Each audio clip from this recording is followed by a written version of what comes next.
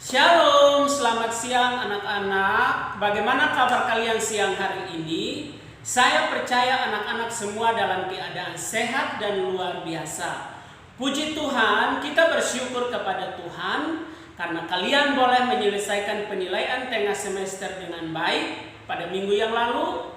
Dan kita juga bersyukur karena sebelum PTS kita telah menyelesaikan subtema 1 dari buku tema yang ke-8.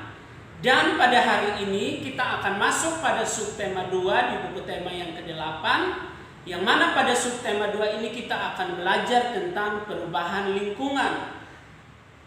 Kita tahu bahwa saat ini jalan beraspal kita temukan di mana-mana, baik di kota besar maupun di pedesaan. Pembangunan jalan beraspal tujuannya adalah untuk mempermudah akomodasi yang dilakukan oleh masyarakat.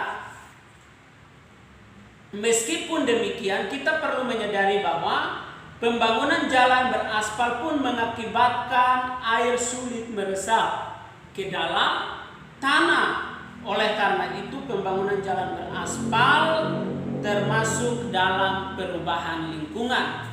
Jadi salah satu contoh perubahan lingkungan itu adalah pembangunan jalan raya yang akhirnya menyebabkan air sulit untuk meresap ke dalam tanah. Nah anak-anak, khususnya pada siang hari ini kita mau belajar tentang cara untuk mencegah kekeringan. Cara untuk mencegah kekeringan. Anak-anak, silakan lihat buku kalian di pembelajaran 1 subtema 2, yang mana dalam pembelajaran 1 kita melihat di sana ada seorang yang bernama Pak Hadi, adalah tetangga Dini. Dan Pak Hadi ini sedang membangun rumah.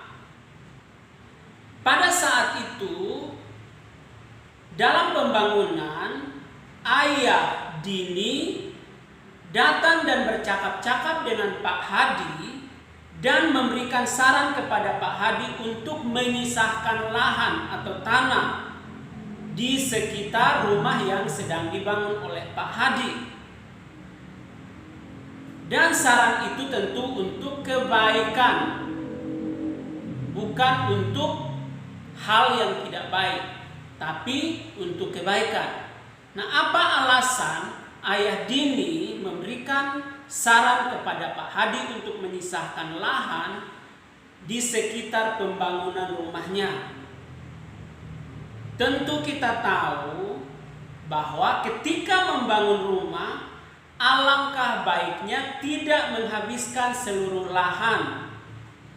Karena hal tersebut merupakan salah satu cara yang dapat dilakukan untuk mencegah kekeringan. Kenapa? Karena kalau lahan itu dibangun semuanya dengan bangunan dan tidak ada lahan yang disisakan, maka ketika turun hujan, air itu tidak akan meresap ke dalam tanah. Dan akibat yang terjadi akan menyebabkan kekeringan. Dan jika kekeringan itu ada, tentu kesulitan untuk mendapatkan air bersih atau mendapatkan air yang tentu air itu merupakan salah satu kebutuhan utama bagi manusia. Oleh sebab itu, anak-anak, dimanapun seharusnya jika ada pembangunan rumah, pembangunan jalan, pembangunan gedung-gedung apapun itu, harus menyisahkan lahan di sekitar bangunan tersebut, supaya ketika turun hujan, air hujan itu dapat diresap atau meresap ke dalam tanah. Dan pada akhirnya tidak terjadi yang namanya kekeringan. Dan kalau terjadi kekeringan, dampaknya itu besar sekali, baik bagi manusia, bagi kita, tapi juga bagi tumbuhan maupun hewan. Oleh sebab itu, anak-anak, untuk lebih jelasnya, saya meminta kalian silahkan perhatikan bagian Ayo Membaca halaman 51 tentang cegah kekeringan dengan menyisahkan lahan di rumah untuk resapan air hujan.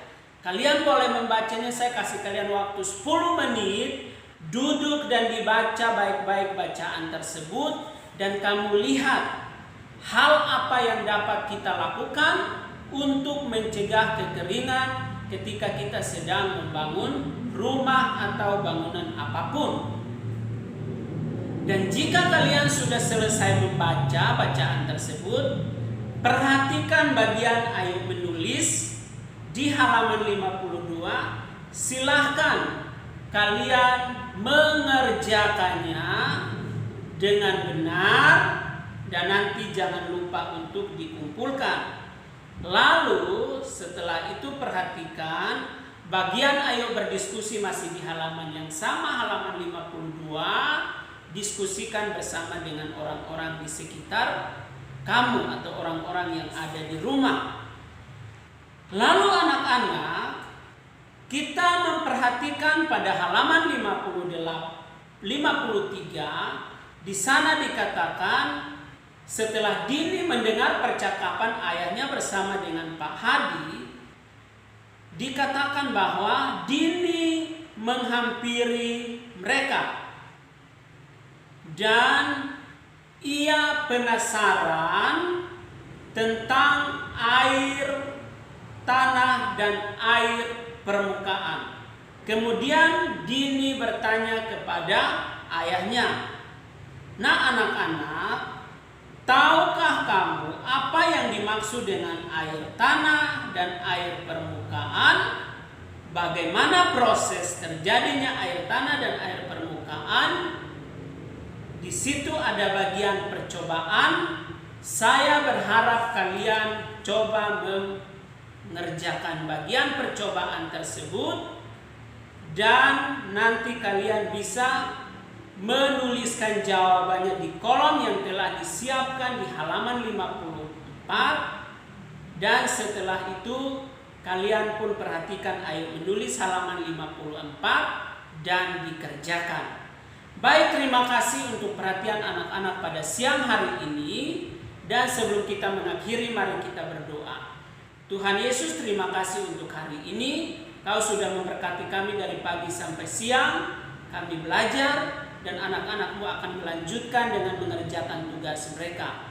Dalam nama Tuhan Yesus kami berdoa. Amin.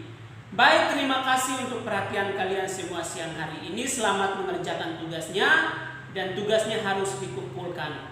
Sampai bertemu besok. Tuhan Yesus memberkati.